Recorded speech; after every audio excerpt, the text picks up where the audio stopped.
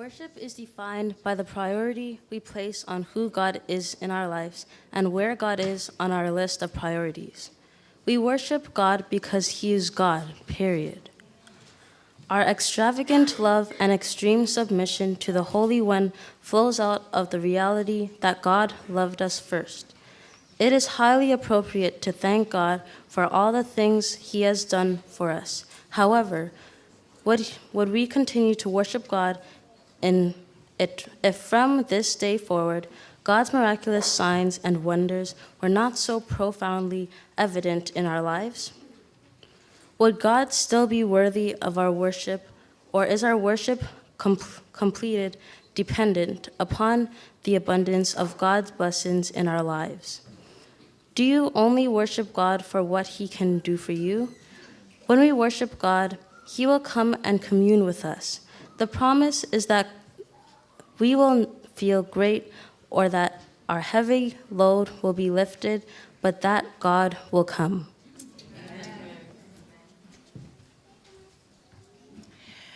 Adoration is one of the most natural things that we do as humans.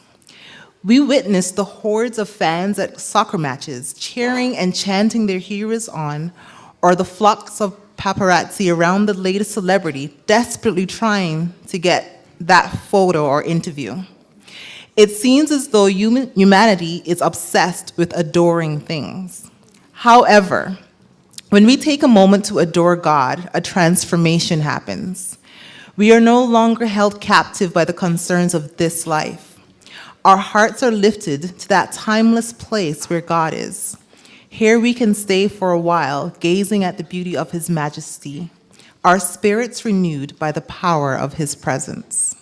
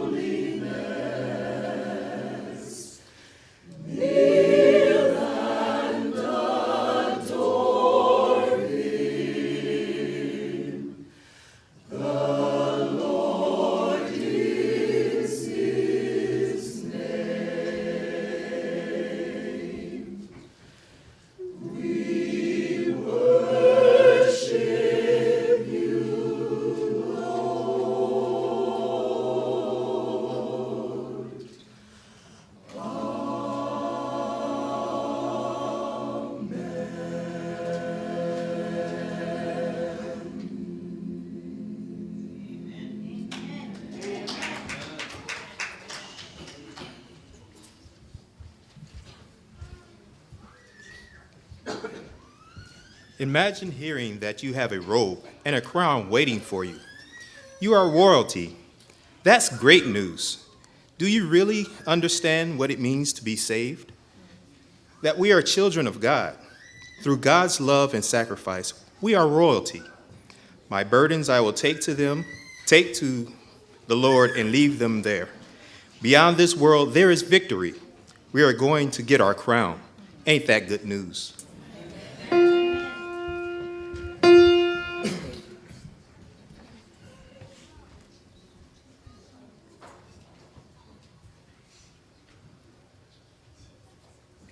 I got a crown up in that kingdom, made of that good news. Made of that good news. I got a crown up in that kingdom, made of that good news. I'm gonna lay down this world, gonna shoulder up on my cross, gonna take it home to my Jesus, sing that good news. Good news. I got a harp up in that kingdom, made of that good news. Made of that good news. I got a harp up in that kingdom, made of that good news. Made of that good news. I'm gonna lay down this world, gonna shoulder up on my cross, gonna take it home to Jesus, sing that good news. Good news. I got a robe up in that kingdom, in that good news. I got a robe up in that kingdom, in that kingdom, in that kingdom.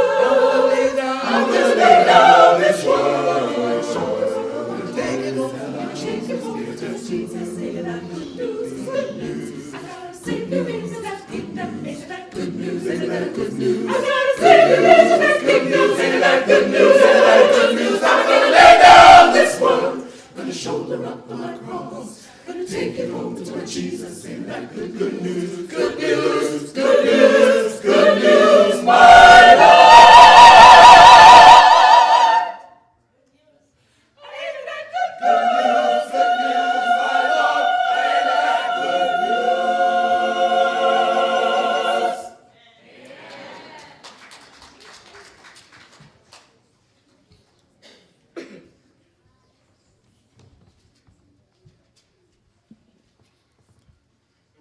Feel me now. The Lord has given us an amazing responsibility to be his servants and to accomplish his work here on earth. Being a servant of God requires that we put ourselves under his authority, listen to his instructions, and carry out his commands.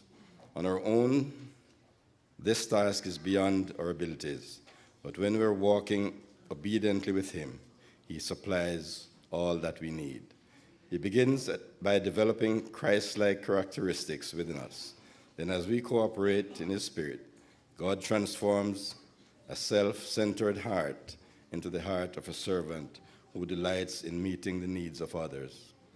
The invitation is issued to strength. The strength and ability are provided. All that is needed are some willing servants.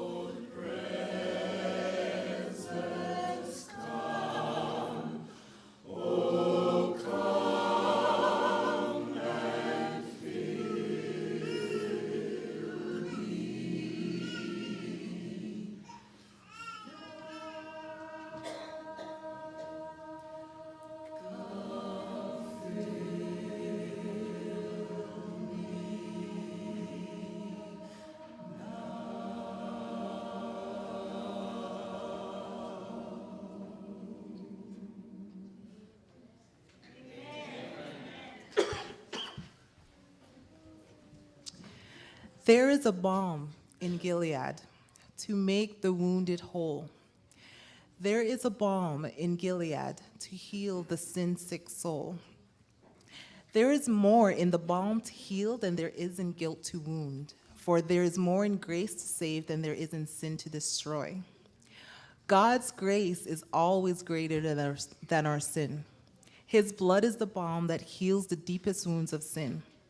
When we have fallen hard, he lifts us up and restores our soul. Is there no balm in Gilead? Yes, there is. Jesus is the name that makes the wounded whole.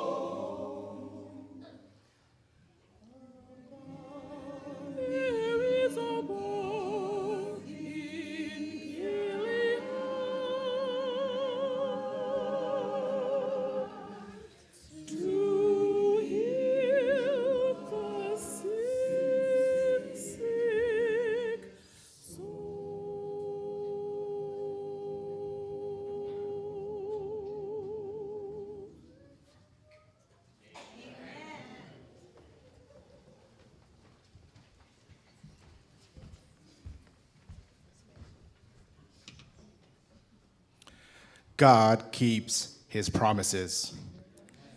Have faith that God is who he says he is and will do what he says he will do.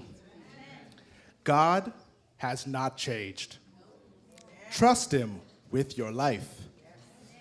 We will not always understand God's ways. Human nature makes us want to question his plans. But if we choose to obey God, just watch what he will do.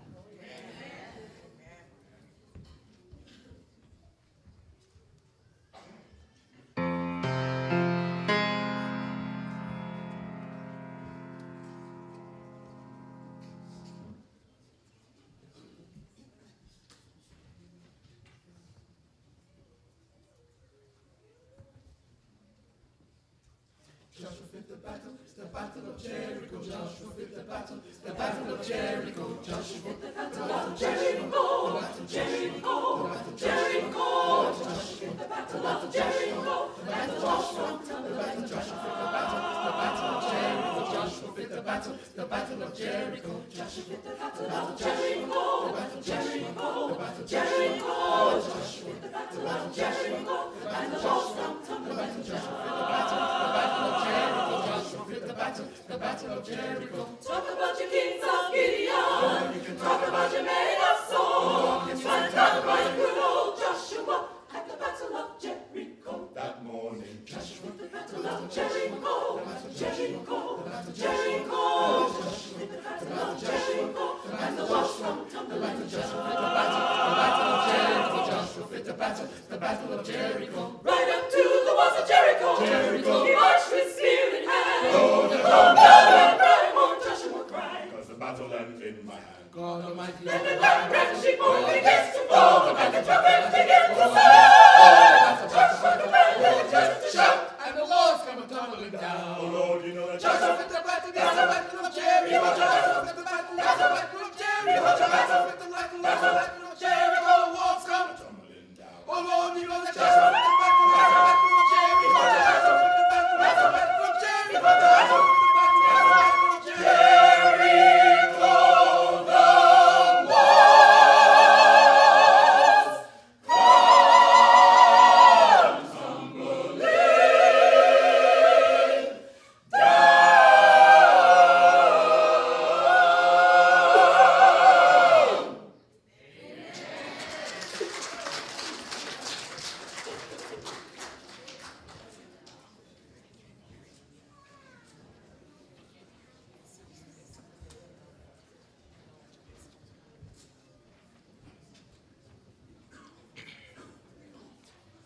As a child, I had to hold my mother's hand whenever we were in public. Sometimes she didn't have to say anything because I felt safe when I held her hand. But as I got older and more independent, I didn't think I needed to hold my mother's hand anymore. Why? Because I believed I could make it on my own. For the most part, I could, but I still needed some help along the way. In the same vein, how quickly do we spiral down the depths of despair when we think we can handle life on our own? When our hearts are heavy with grief because our newborn baby just died, or mental illness has taken over the mind of a family member, or a friend has taken their own life. God says in Isaiah 41:13, "For I am the Lord your God, will hold your right hand, saying unto you, fear not, I will help you.